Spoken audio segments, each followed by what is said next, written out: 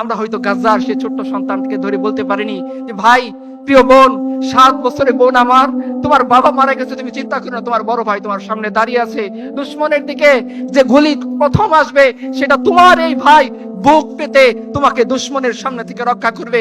আমরা ওই ছোট্ট বোনকে বলতে পারিনি যে জীবনে যার শরীরে কোনোদিন সূর্যের আলো লাগেনি, তাকে যখন ইহুদি এই বদমাশরা টেনে হিসড়ে তার নেকাব খুলে ফেলছিল, আমার পাকড়িটা দিয়ে তাকে বলতে পারিনি, বোন, তোমার যে ভাই, তাকে তুমি মুনাফিক মনে করো, সে তার নিফাককে দূর করার জন্য, সে তার ঈমানকে পূর্ণ করার জন্য যে পাগড়ি বেঁধেছিল তোমার জন্য, আজকে সে পাগড়ি তোমাকে দিয়েছে তোমার জন্য।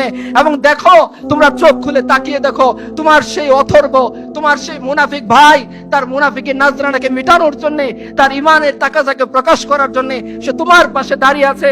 নাও, তুমি তোমার এই ভাইয়ের পাগড়িটা নিয়ে তুমি তোমার লজ্জাকে নিবারণ করো। আর যে দুশমন তোমার দিকে হাত বাড়াইছে, দেখো, তোমার ভাই পণ করে বাংলাদেশ থেকে আসছে, সে পণ করেছে, হয় দুশমনের হাত থাকবে, নয়তো তার ভাই জীবিত থাকবে।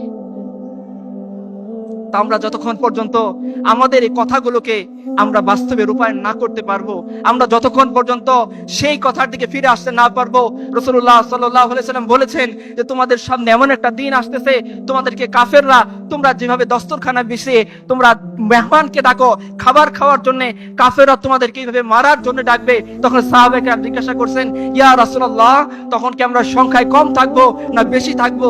রাসূলুল্লাহ সাল্লাল্লাহু আলাইহি সাল্লাম বলেছেন যে না, তোমরা সংখ্যায় কম থাকবে না, তোমরা সংখ্যায় বেশি থাকবা, কিন্তু তোমাদের অবস্থা হবে সমুদ্রের মধ্যে ভাসমান ফেনার মতো। সাহাবায়ে কেরাম জিজ্ঞাসা করেছেন, ইয়া রাসূলুল্লাহ, এই অবস্থা কেন হবে? বলছে, তোমরা দুনিয়াকে আঁকড়ে ধরে থাকবা, মৃত্যুকে ভুলে যাবা, তোমরা কৃষিকাজের ভিতরে লিপ্ত হবা, তোমরা জিহাদকে ছেড়ে দিবা। যে হাদিসটা আমার প্রিয় ভাই কিছুক্ষণ আগেই বলে গেলেন, আমাদের জীবনের সাথে হাদিসটা মিলাই। আজকে আমরা দুনিয়াকে এত বেশি পছন্দ করি, কখনো মরতে চাই না। আজকে দুনিয়াকে এত বেশি পছন্দ করি, আল্লাহর দিন মেনে চলতে চাই না। আজকে দুনিয়াকে এত বেশি পছন্দ করি যে আমার অসহায় মজলুম ভাই বোনের জন্য আমি আমার জবানটাকে উচ্চবাচ্য করতে পারি না।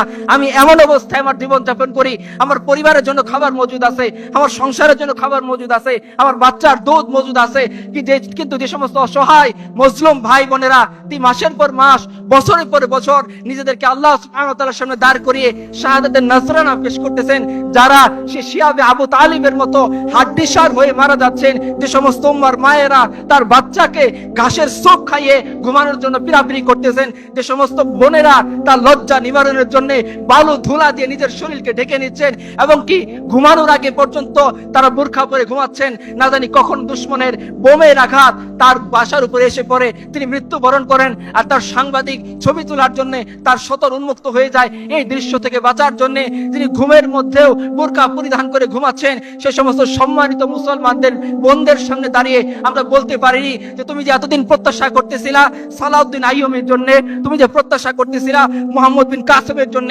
তুমি যে প্রত্যাশা করতেছিলা আমিরুল মুমিনিন উমর ইবনে খাত্তাবের জন্য, হ্যাঁ, আমি আমিরুল মুমিনিন উমর ইবনে খাত্তাব হতে পারিনি, হ্যাঁ, আমি মুহাম্মদ বিন কাসেম হতে পারিনি, হ্যাঁ, আমার মুরদ নাই সালাউদ্দিন আইয়ুব হতে পারিনি, কিন্তু আমি আল্লাহর গোলাম তো, তোমার ভাই তো, তোমারই কোনো মায়ের সন্তান তো, তোমার কষ্ট দেখে আমি সহ্য করতে পারিনি। তোমার ভিডিও আমাকে আমার ওয়াইফের কাছে শান্তিতে থাকতে দেয়নি।